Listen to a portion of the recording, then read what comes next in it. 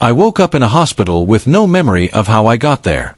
The fluorescent lights above buzzed softly, and the sterile smell made my stomach twist with unease. My head throbbed as I tried to sit up, but the weight of confusion pinned me to the bed.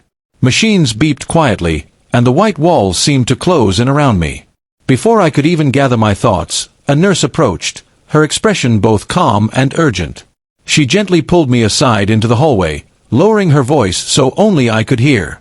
"You need to know something," she said, glancing around to make sure no one else was near. Her hands trembled slightly as she handed me a small envelope. "This was left for you," she whispered. I took it with shaking fingers, my mind racing.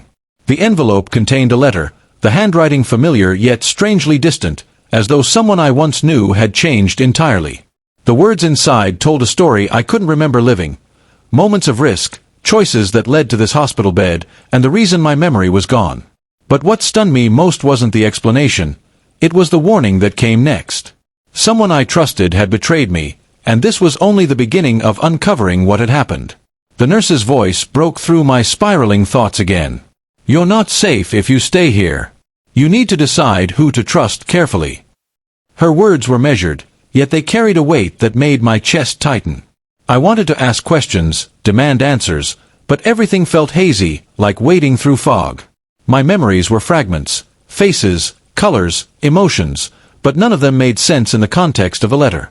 I realized I had to piece my life together carefully, and quickly, because someone was watching, and the longer I stayed passive, the more dangerous it became. Over the next hours, I learned small truths. My belongings were gone, my phone missing, and my wallet had been emptied. The hospital staff were polite but distant, and I noticed subtle glances, whispers that seemed to stop whenever I looked their way.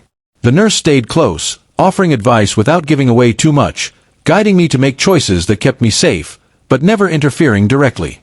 It was as though she knew I was capable of surviving, yet needed a nudge in the right direction. By the time evening came, I had made a plan to leave, gather what I could, and find someone I could trust implicitly, someone from the letter who had promised help if I ever ended up like this. Every step felt precarious, every shadow suspicious, but the nurse's calm guidance gave me courage I didn't know I still had. As I slipped out of the hospital, heart pounding, I glanced back and saw her watching from a distance, nodding ever so slightly, as if to say, "You can do this." That small gesture gave me more hope than anything I'd read or heard that day. Though I didn't remember how I had gotten there, I understood this. My life wasn't ending in that hospital bed.